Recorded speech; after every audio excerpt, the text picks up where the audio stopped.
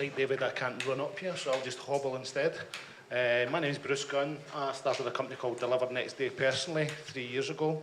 Basically, I was housebound for 3 years and bedridden for a year, and I got to know a lot of disabled people who were in exactly the same situation as myself. People that wanted to work, but they weren't given the opportunity because basically they'd be convinced that they were unemployable. I had mental health problems and physical health problems. That's a team that we've got at the moment. There's 15 of us there. We've just taken on another 3 the other day there, so we've got 18 now. We've also got 23 self-employed people, and we've reached, I think it's 565 people in the housing associations that we work with as well. But we've had 55 people working with us in 3 years, and it's been fantastic to see people coming out of their shells. I do quite a lot of these speaking events. This is my 3rd one this week, I think.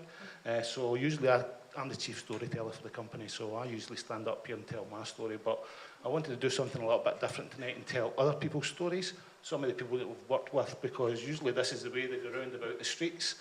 We put a wee bit of logistics into their head and they start doing things the right way, grid fashion, all that sort of stuff, and they come back in and it changes their life. And at the end of the day, that's what I started this for, was to change people's lives. Because at one point I was suicidal myself, and somebody talked me out of it. And during the next 3 weeks after that, 3 of the people that I was chatting to committed suicide as well. So I've got physical and mental disabilities. At the moment, there's 80% of the working population in the UK have got jobs. Disabled people, there's only 40% of them get jobs. That's physical disabilities. If you add mental disabilities in there as well, then you're talking about 25%. So it's absolutely ridiculous. So I wanted to show you some people, but that's his name. I don't know where his face is. This was the first employee that I took on board, a guy called Suresh from India. He drove about in an Audi TT coupe, but he couldn't get a job. He had haemophilia, and he had to go to the hospital 5 times a week. So he had to be based around about flexibility. This is Chris. Chris is profoundly deaf. Nobody could understand him, obviously, but he was going in and out of jobs for 3, 6 weeks, 12 weeks. He worked with us for a year, and he's now working with Royal Mail. And he's a great character, you know, and once you get to know him, body language is everything, you know. Carrie couldn't speak a word to me when I met Carrie. She was my 2nd employee, and she never looked up for the floor for the whole hour that I interviewed her. And now she's at university. She started her own business. She's got her kids back. She's no longer chaotic, and she's absolutely loving her life at the moment. Kirsty comes from a drug and alcohol abuse background, and she had actually written 3 novels by the time she was 25. Somebody with those sort of skills deserves 3rd chance, 4th chance, 15th chance. They just have to find herself. Unfortunately, she's back in hospital at the moment. She's down to 6 stone, but we'll get her back out again, and she writes blogs for us now. This is Andrew, based over in Fife. Andrew actually is one of our community postmen, and what he does is he can't drive, he can't go on a bicycle or anything like that, so he goes in public transport and he delivers letters to people, and he absolutely loves his life. And he's got a speech impediment, so he talks really loud, but everybody hears him before they see him and they stand at their doors to get him. Superb. Kelly actually came from the army. She comes from Northern Ireland, and again, when she came in, she was shaking. She couldn't speak a word, and she had been through 6 years of counter-terrorism in Northern Ireland, and her confidence in her self-esteem was rock bottom. Now she's my admin manager. Duncan had worked in the bank for 25 years, and all of a sudden he got managed out of the bank because he had a degenerative eye illness, and he's 95% blind now. But he's one of the happiest characters I've ever seen in my life, and people like that should not be thrown on at the scrap heap because they've got something wrong with them. All they have to do is be given the opportunity. Andrew came out of university with a master's, and he passed his SEMA qualifications in accountancy, and nobody could see past his cerebral palsy to give him an opportunity.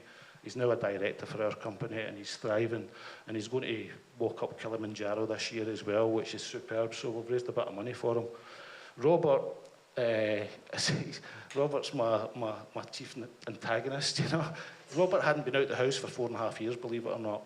And he's been working with me for 2.5 years now. And Robert was the subject to a BBC documentary at the start of the year, so he thinks he's a star now.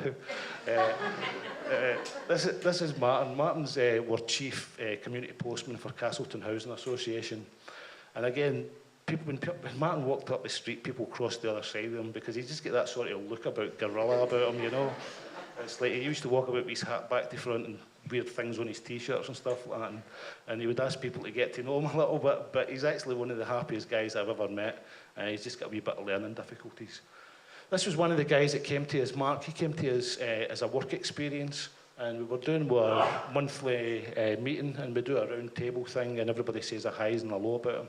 Mark was with us for 9 weeks, and he actually turned around and said, I've been suffering with mental depression, mental illness and depression for the last 9 years. I don't know where to get help. He hadn't spoke to his mum, his dad, his friends, his girlfriend or nothing, so he's now getting CBT and enjoying it.